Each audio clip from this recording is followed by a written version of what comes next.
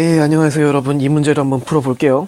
갑은 매일 같은 시각에 약을 복용하는데 문제를 잘 읽어야 됩니다. 이런 실생활 문제는. 그 약에는 40g의 중금속이 포함이 되어 있어요. 중금속은요 24시간이 지나면은 4분의 3이 몸 밖으로 배출되고 4분의 1만 남게 된다. 이런 규칙이군요. 약을 먹으면은 40g이 플러스가 되고요. 그리고 다음번 약을 먹는데 같은 시각에 약을 먹어요. 그러면은 이 플러스가 됐던 게 이제 희석이 되겠죠. 4분의 1만 남게 될 겁니다. 예.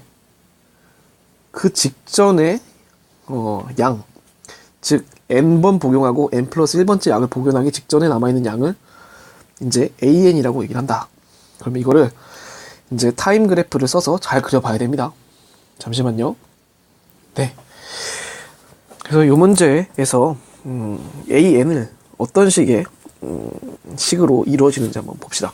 이거는요 점화식이 되게 중요한 거고 이 문제를 잘 읽는 게 중요해요. 그래서 이 타임 그래프를 쫙 써볼 건데 이제 AN은 뭐였냐면은 제가 약을 n번 복용했어요. 그리고 n 플러스 1번 복용하기 직전, 즉 복용한 다음이 아니라 직전이 중요한 겁니다. 직전. 직후라고 얘기하면 또 값이 달라져요. 직전에 남아있는 거를 AN이라고 하자라고 얘기를 했어요. 즉 n번 복용하는 거 복용하고요 n 플러스 1번 복용하기 직전에 남아있는 게 AN이다 라고 얘기를 했어요. 그러면요 여러분 n번 복용했잖아요.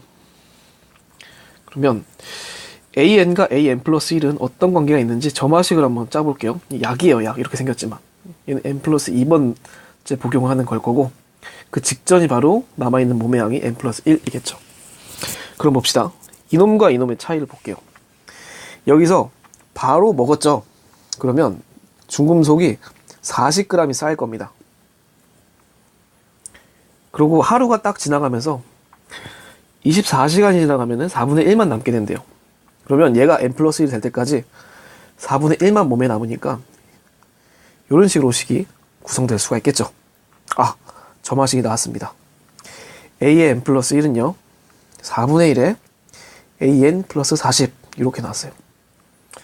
이러한 점화식이죠.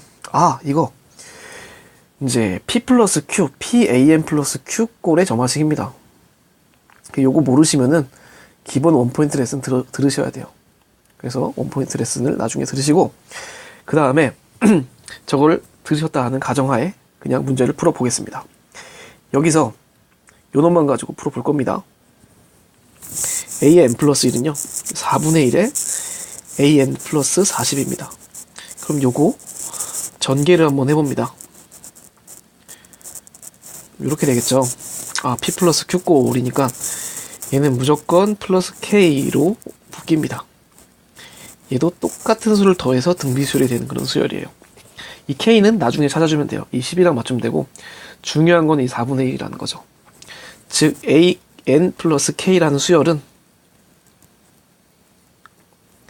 공비가 4분의 1인 등비수열이죠. 따라서 AN 플러스 K란 수열은 초항은 이렇게 되고요. 공비를 n-1번 곱해준 겁니다. 그러면 AN은요 이렇게 될 거예요. 빼기 K 이렇게 됐습니다. 일반항 구했고요. 이제 K를 구해봅시다. 이 식이요 이렇게 변경되는 그런 K를 구해야 돼요. 즉 동일한 수열에 동일한 값을 더해주는 그 K를 구해야 돼요. 그때는 거꾸로 구합니다. 얘를 전개시켜요. 그럼 얘가 뭐가 되냐면 이렇게 4분의 1에 AN 플러스 4분의 1에 K 이렇게 돼요. 뒤로 넘겨버리면요 플러스 4분의 1에 K 빼기 K 이렇게 돼요. 즉 AN 플러스 1은요 빼기 4분의 3K 이렇게 돼요. 이것이 바로 뭐가 돼야 되냐면 10이 돼야 된다는 거죠. 즉 마이너스 4분의 3K가 여기 있는 10과 똑같이 되는 K여야 돼요. 즉 K는 마이너스 10 곱하기 3분의 4 이렇게 될 거예요. 따라서 3분의 40 마이너스 이렇게 될 겁니다. 즉 이 K는요 A1 마이너스 3분의 40 4분의 1에 n-1 그리고 넣어버리면 플러스 3분의 40 이렇게 될 거예요. 그런데 뭘 구하라라고 얘기를 했냐면 리미트 an이 무한대로 갈 때를 구하라라고 얘기를 했어요. 그럼 우리 일반항 구해놨죠 지금. 구한 일반항에다가 집어넣습니다. 여기다 쏙 집어넣어서 요렇게 4분의 1에 n-1승 플러스 3분의 40 될 테고요. 그런데 1보다 작은 수는요 곱하면 곱할수록 작아지는 수예요. 그래서 무한번 곱하면 0으로 가까워져 가는 수죠. 따라서 이만큼이 0이 되고요. 남는 거는 이 뒤에 놈만 남네요. 3분의 40 이렇게 답을 찾아주시면 됩니다. 네. 그래서 이게 바로 정석으로 찾는 방법이고요. 여러분도 정석으로 찾는 방법을 아셔야 됩니다. 왜냐면 이거 말고도 이렇게 쓰이는 이런 발상 과정들이 여러분들에게 공부가 되는 거예요. 그 다음에 조금 필승법 하나 한번 해봅시다. 예. 극한 구할 때만 사용되는 건데 일단 얘를 구해놨잖아요. 점화식이 이렇게 나왔습니다. 이런 점화식이 나왔고 리미트 무한대로 갈 때 an을 구하라 이렇게 물어봤어요. 그런데요 얘가 만약에 알파로 수렴하잖아요.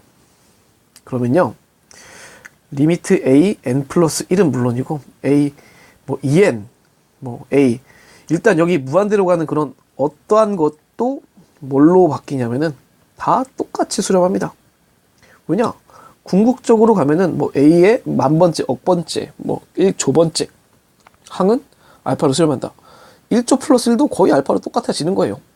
즉 플러스 1 마이너스 1은 크게 차이가 없이 그냥 증가만 하기만 하면은 동일하게 알파로 수렴합니다. 즉 여기다가 양변의 리미트를 갖다가 동시에 씌우는 거예요. 그럼 왼쪽은요 왼쪽 오른쪽이 이렇게 되겠죠. 리미트 an 플러스 1 리미트 4분의 1에 an 플러스 10 그런데 an은 우리 리미트 an을 알파라고 한번 해볼게요. 그럼 이게 알파로 전개가 돼서 4분의 1에 알파 플러스 10 이렇게 되겠죠.